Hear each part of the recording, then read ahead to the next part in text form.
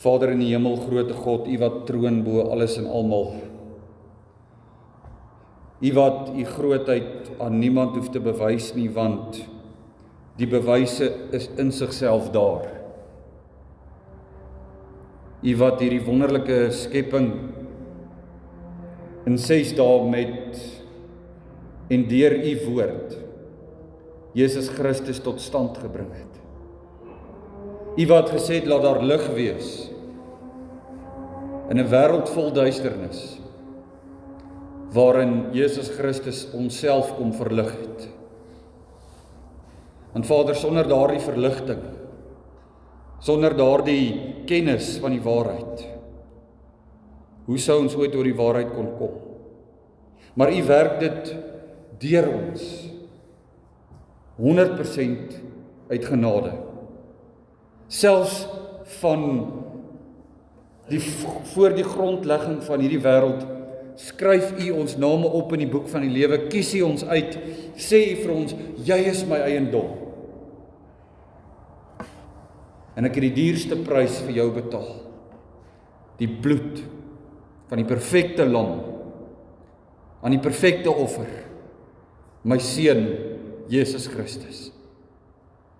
Vader, en wanneer ons al hierdie dinge besef, wanneer ons besef dat ons in en deur en uit onsself niks is nie, maar U in en deur en uit alles is, dan stroom daar dankbaarheid in ons harte in. En dan is ons harte nie meer soos die dooie see, wat net 'n inloop het en nie meer 'n uitloop nie, maar dan is ons harte soos Jesus Christus vir die Samaritaanse vrou sê, strome lewende water sal uit jou binneste vloei. Dit is ons gebed vir ons roeping in hierdie wêreld. Wanneer ons vandag na die wêreld kyk, en ons sien die chaos, ons sien die verlorendheid, en ons sien die troosteloosheid, dan roep U midde in hierdie chaos 'n heilige vergadering byeen. En U gee 'n hoof aan hierdie heilige vergadering, naamlik U seun Jesus Christus. En U gee gewillige dienaars deur die kragvolle werk van die Heilige Gees. En ons dank U daarvoor. Ons dank U dat ons heilig, apart, een kant van die wêreld kan en mag wees. Afgesonder vir U. Hemelse Vader, ons dank U ook vir ons gemeente. Ons dank U vir ons bruidskap. Al het ons dit nie verdien nie, is ons bruid van U seun Jesus Christus. Ons is met fyn en skoon linne beklee, omdat hy die reinigingswerk kom doen het. Omdat sy bloed juis die bloed was wat kom skoon was het. Ons siele kom skoon skrop het van die modderpoele van hierdie aardse bestaan. Hemelse Vader, ons dankie vir U woord, want midde in 'n wêreld waar dinge en tye elke dag verander, leer U woord ons, U is gister, vandag, tot in alle ewigheid dieselfde. U is dieselfde. U verander nie. En ons dank U dat ons U woord het, en weet dat ons ook nie U woord hoef en mag aan te pas om by ons tye of manier van lewe in te skakel. Gee dat ons deur U woord regeer sal word, deur die woord en deur die Gees, en dat ons nie ons eie gedagtes in U woord wil indruk nie. Ons was almal verlore. Ons besef dit. Ons erken en bely dit vanoggend. Ons het geen grond uit onsself om na U toe te kom nie, behalwe die offer aan die kruis op Golgotha. En ons neem nou vrymoedigheid, Vader, na U genade troon te gaan. Praat met ons, want U gehoorsame kinders het gekom om te luister. In Jesus se naam. Amen.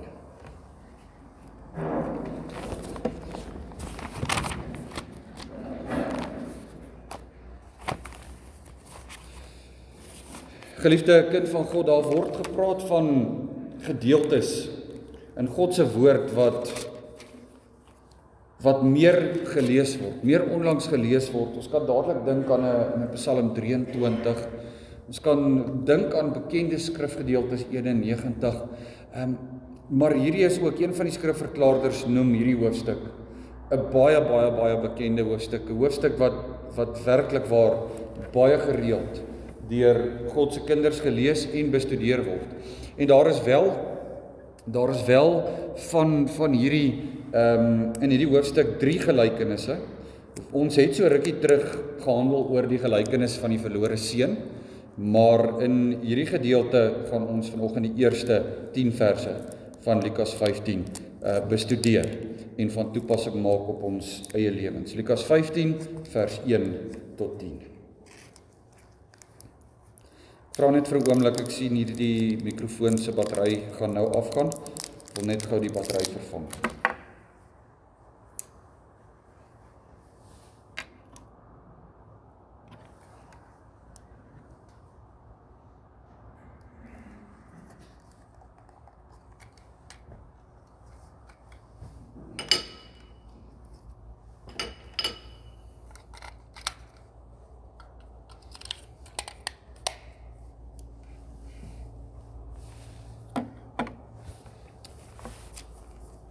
Lukas 15 vers 1 tot 10. En al die tollenaars en die sondaars het die gewoonte gehad om na hom te kom en na hom te luister. En die fariseërs en die skrifgeleerdes het baie gemurmureer en gesê, hierdie man ontvang sondaars en hy eet self saam met hulle. Toe vertel hy aan hulle hierdie gelykenis en hy sê, watter man onder julle wat 100 skape het en een van hulle verloor, laat nie die 99 in die woestyn staan en gaan agter die een aan wat verlore is totdat hy dit kry nie. En as hy dit kry, sit hy dit met blydskap op sy skouers. En as hy by die huis kom, roep hy sy vriende en bure bymekaar en sê vir hulle, wees saam met my bly, want ek het my skaap gekry wat verlore was. Ek sê vir julle, dat daar net so blydskap sal wees in die hemel oor een sondaar wat hom bekeer, meer as oor 99 regverdiges wat die bekering nie nodig het nie. Of watter vrou wat 10 pennings het, as hy 1 penning verloor, steek nie 'n lamp op en vee die huis uit en soek sorgvuldig totdat sy dit kry nie. En as sy dit kry, roep sy haar vriendinne en buurvroue by mekaar en sê, wees saam met my bly, want ek het my penning gekry wat ek verloor het. So sê ek vir julle, is daar blydskap voor die engele van God oor een sondaar wat hom bekeer. Die gedeeltes waarop ons wil fokus is daar in vetgedrukte letters op die bord.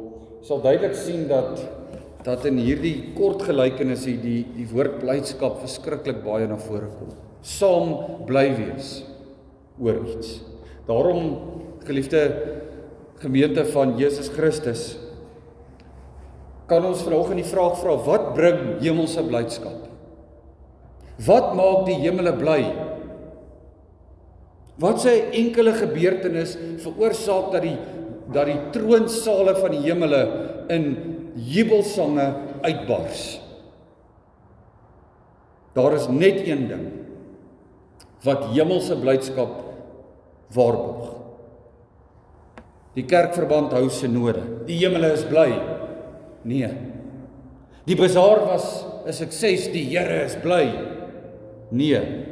Die kerkbywoning is indrukwekkend en die programme is propvol en die kinders word besig gehou onder die erediens. Die Here is bly. Nee. Oor een sondaar wat hom bekeer. Vers 10. Oor een sondaar wat hom bekeer.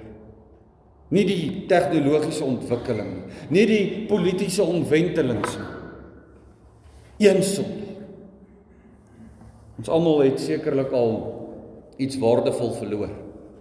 En jy dink terug op hierdie oomblik aan daai oomblik wat jy besef, hierdie ding wat ek gehad het wat waardevol is nou weg.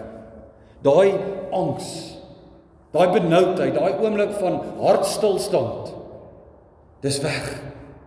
En dadelik begin jou brein te werk. Wat gaan ek doen?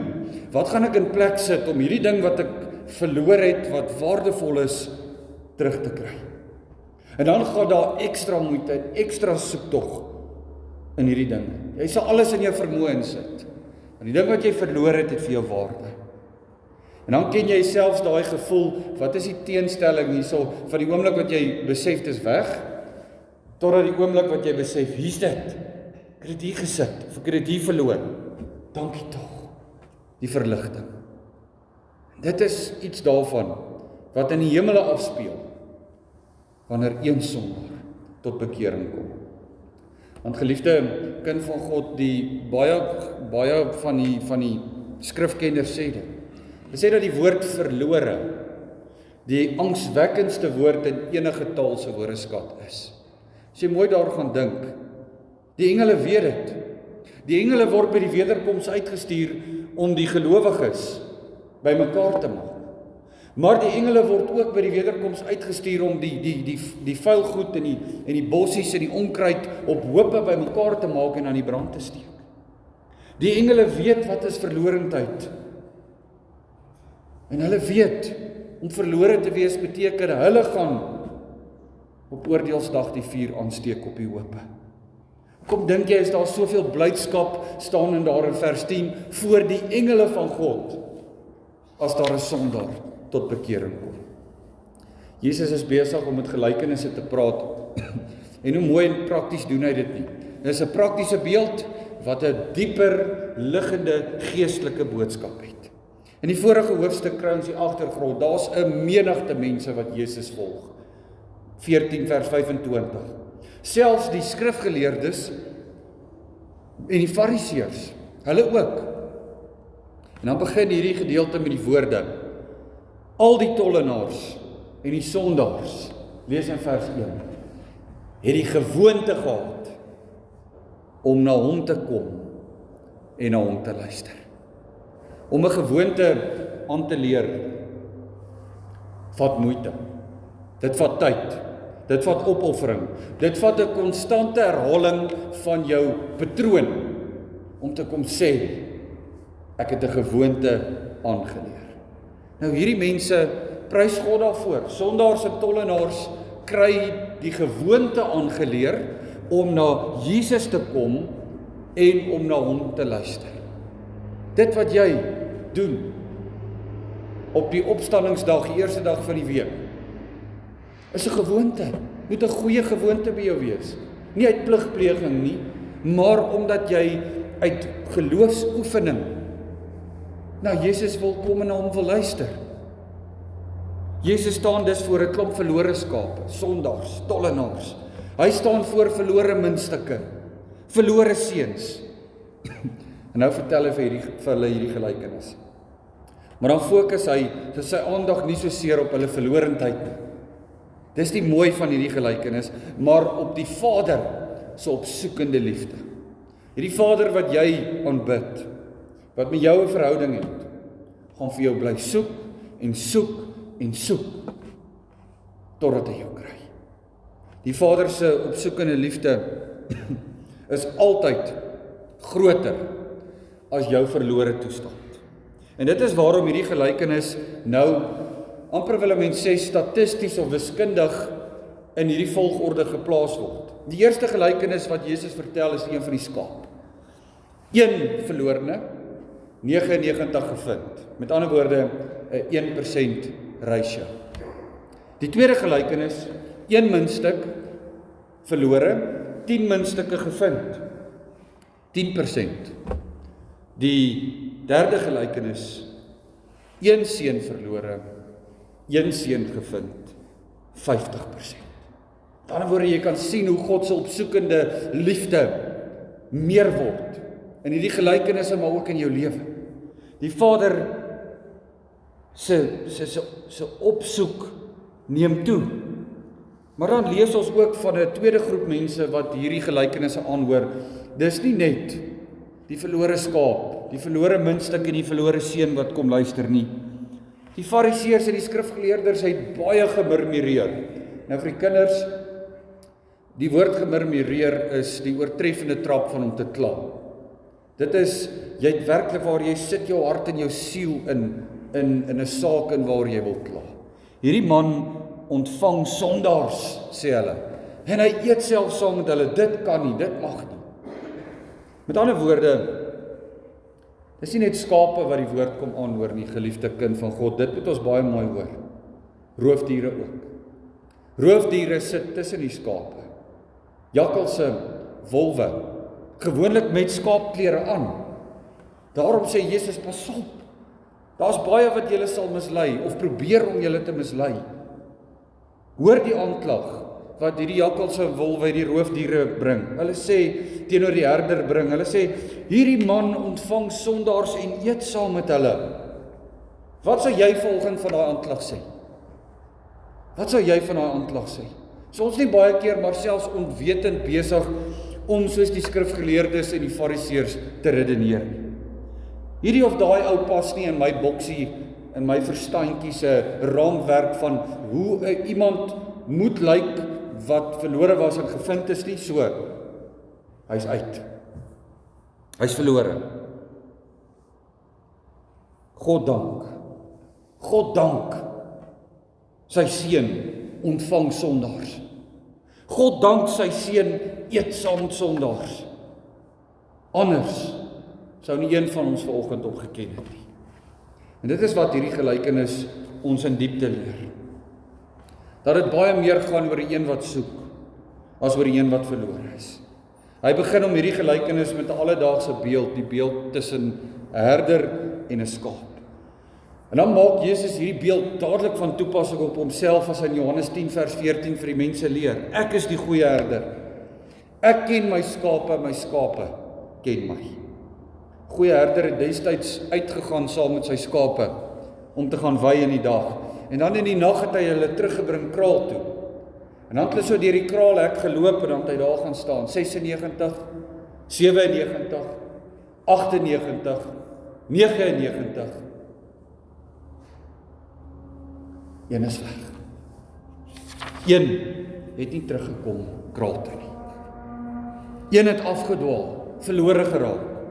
En omdat die goeie herder Jesus Christus die natuur van die skaap, in hierdie geval van die gelykenis, die mens ken, weet hy dat dit 'n saak van onmoontlikheid is dat 'n skaap ooit weer sy weg alleen terug kan vind na die kraal toe.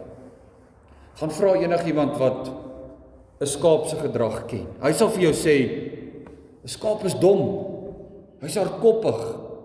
Bykans elke ander dier kan geleer word of in 'n mate geleer word om iets te verrig. Het jy al 'n skaap 'n sirkustoertjie sien doen? Daar's 'n rede daarvoor. Hy's te dom.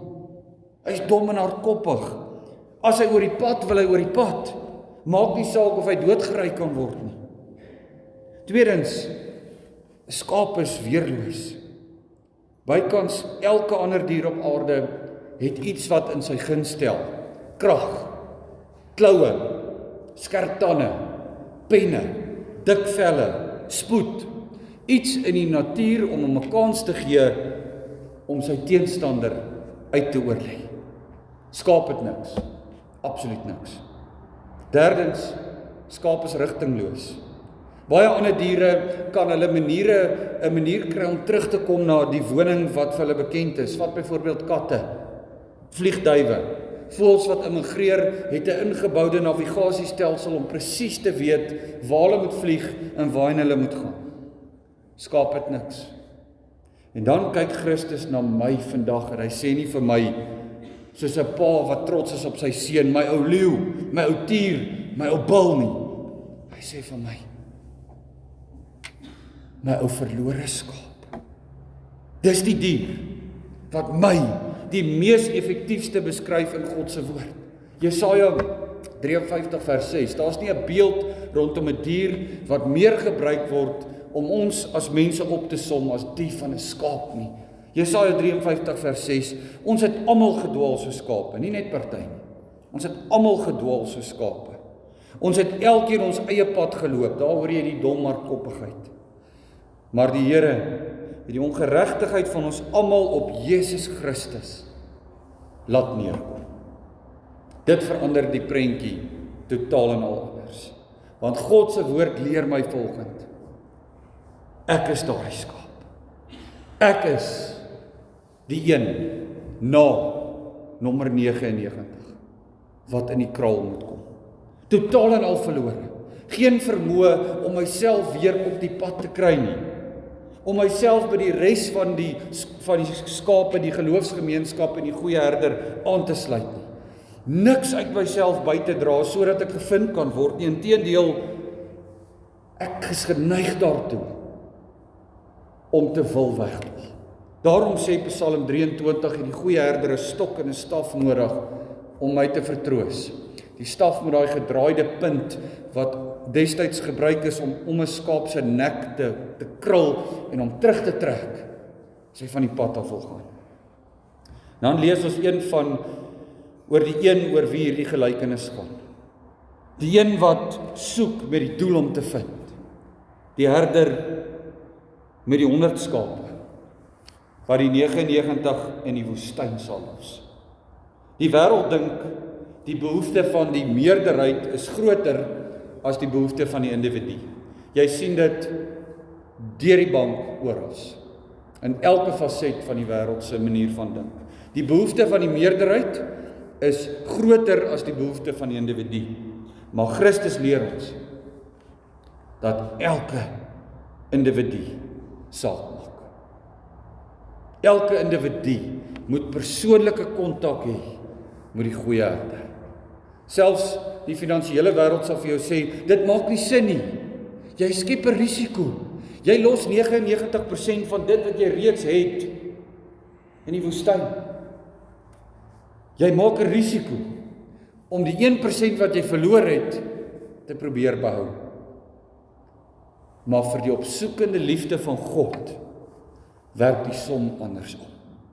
Elke individu maak saak. Dit sien ons ook duidelik in die houding van die herder as hy die skaap opspoor. As hy daardie bekommerde, moe, blerrende, gedehidreerde skaap in die woestyn kry, dan benader hy dit nie met 'n aggressiewe houding nie. Hy slaan of skop nie die arme ding, of sê vir die 2 werkers, hoor die vat die ding in slag hom. Hy gee my net moeilikheid nie. Nee, hy is besorg. Inteendeel, ons lees, as hy hierdie skaap kry, vers 5, wat doen hy? As hy dit kry, sit hy dit met blydskap op sy skouers. Let wel dat hierdie herder dit deurgaans sy skaap nie. Nie nommer 99 of nommer 100 nie. By Christus het jy nie 'n nommer nie. Sy skaap. Ken jou op die naam, sê Jesaja, jy sy eiendom. Let wel dat hierdie afgedwaalde skaap totaal en al sy eiendom is. Hy stuur nie 'n werker nie. Hy gaan self, die goeie herder, ek gaan hierdie skaap van my opspoor. So het ons alles self gedoen om ons verlore toestand te bewerk. Die woord sê dit baie duidelik. Eers sien ons net 'n klein groen graspolletjie van wêreldse plesier. Dan dwaal ons af. Entjie verder is daar 'n waterplassie van aardse besittings en kwaad wees vir God. Voor ek myself kan kry, dan is ek alleen, blerrend in 'n woestyn, omring deur roofdiere. Maar soos die afdwaalwerk, en dit is die pragtige van die gereformeerde belydenis, soos die afdwaalwerk 100% die werk van die skaap is, so is die opsoekwerk 100% die werk van die goeie herder. En as hy ons vind, sit hy ons op sy skouers. Die skaap kan nie eers een treukie daartoe bydra om van sy verlore toestand tot by sy ewige tuiste te kom nie. Nie een treukie. Daarom dra die goeie herder. Dit word al in die Ou Testament geprofeteer van hierdie goeie herder, Jesaja 40 vers 11. Hy sal sy kudde laat wei soos 'n herder. Hy sal sy lammers in sy arms vergader en aan sy bors dra. Die lammeroë sal hy saggies lei. Jesus gee selfs die hoofrede waarom hy goeie herder vir ons kom word het in Lukas 19 vers 10. Hy sê, want die Seun van die mens het gekom om te soek en te vind wat verlore is. Gaan dink vir 'n oomblik daaroor hoe wonderlik dit is dat hy jou kom vind het. In elke ander geloof op aarde is die verantwoordelikheid op die mens om hom deur sy God te laat vind. Maar in die Christelike geloof is dit God wat die sondaar kom opsoek deur sy liefde en sy genade. En asof hierdie gelykenis nie duidelik genoeg spreek tot elkeen van ons nie, vertel Jesus van vers 7-8 af nog 'n gelykenis. Hy sê om God se identiteit aan ons te openbaar tot hoe hy tot die uiterste sal gaan om jou te vind. Onthou, die skaap het op sy eie verlore gegaan. Die muntstuk gaan per ongeluk verlore. 'n Vrou het 10 muntstukke gehad, pennings, niks werd in daardie dag nie. Die woord wat Jesus hier vir muntstuk gebruik, wys juist daarop. Dit was paar sent gewees in waarde. Inteendeel, daar is van hierdie muntstukke, hierdie pennings is daar hangertjies gemaak. En dan het jy 'n bruid dit op haar troudag voor haar kop opgesit met hierdie hangertjie daar. En dit is 10-1 waarna Jesus hier verwys. Hierdie bruid, hierdie vrou het haar hangertjie van haar troudag verloor. En dit het vir haar sentimentele waarde gehad. Dit het geen monetêre waarde gehad, nie, niks werd. Maar sentimenteel het dit haar herinner aan haar huweliksbeloftes teenoor God wat haar bruidegom insluit. En dit is waarom hierdie vrou haar huis sal omkeer, alles in haar vermoë sal doen om haar muntstukkie terug te kry. Dan lees ons dat hierdie skrifgedeelte, ons lees in hierdie skrifgedeelte dat hierdie vrou tot die uiterste gaan.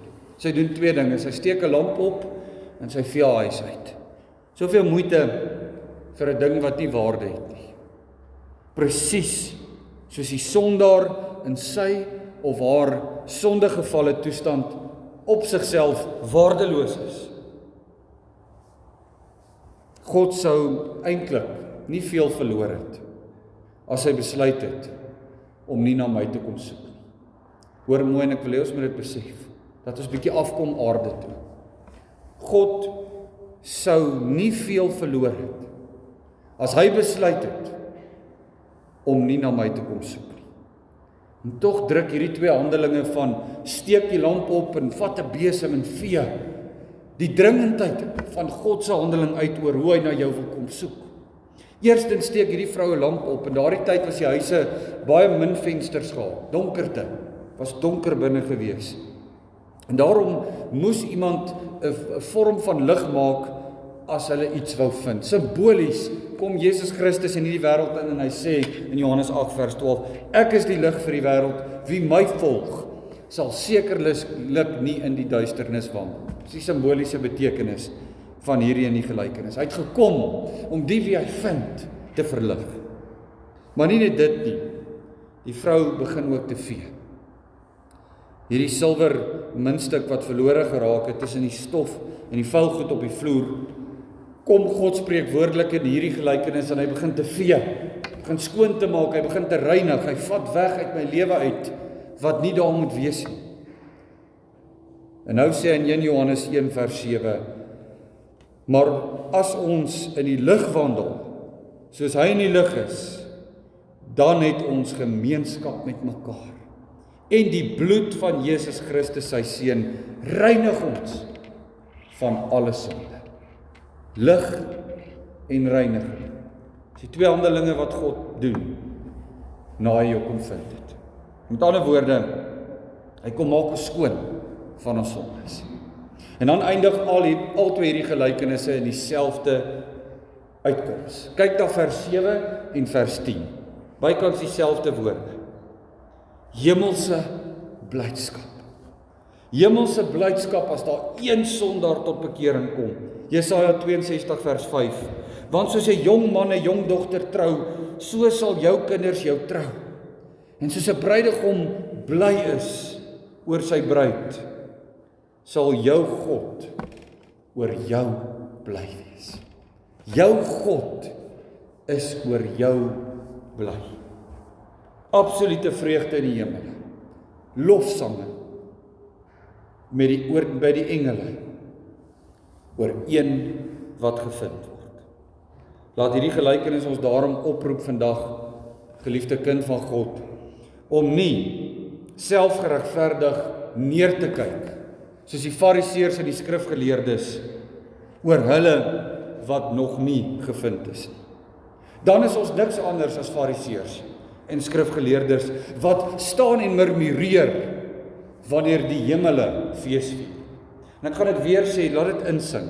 Moenie murmureer oor dinge wat God bly maak nie. Moenie murmureer oor dinge wat God bly maak nie. Terwyl Jesus Christus besig is met sy opsoekende, liefdevolle werk nie. Moenie dat dit bevind word, dat die engele feesvier, en jy murmureer nie. Want eenmaal was elkeen van ons daardie verlore skaap. Daardie blerrende, moe, gedehidreerde, bekommerde skaap wat omring word deur die roofdiere. Dan kom sê Christus vir jou vanoggend, ek is die goeie herder.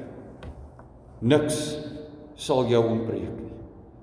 Ek laat jou neerlê in groen weivelde, ek bring jou by waters waar daar rus is. Eenmaal was ek daardie muntstuk wat verlore geraak het tussen die vuil goed in die duisternis. Kom God, en hy stuur sy lig na uit die wêreld, en hy vat sy besem, die reinigingsbloed van Jesus Christus, en hy kom maak my skoon. En dan breek daar feesviering in die hemel uit, want dit wat verlore is gevind. En die bewys sit vanoggend hier. Alles genade, verlore gevind, deur God se opsoekende genade. Amen.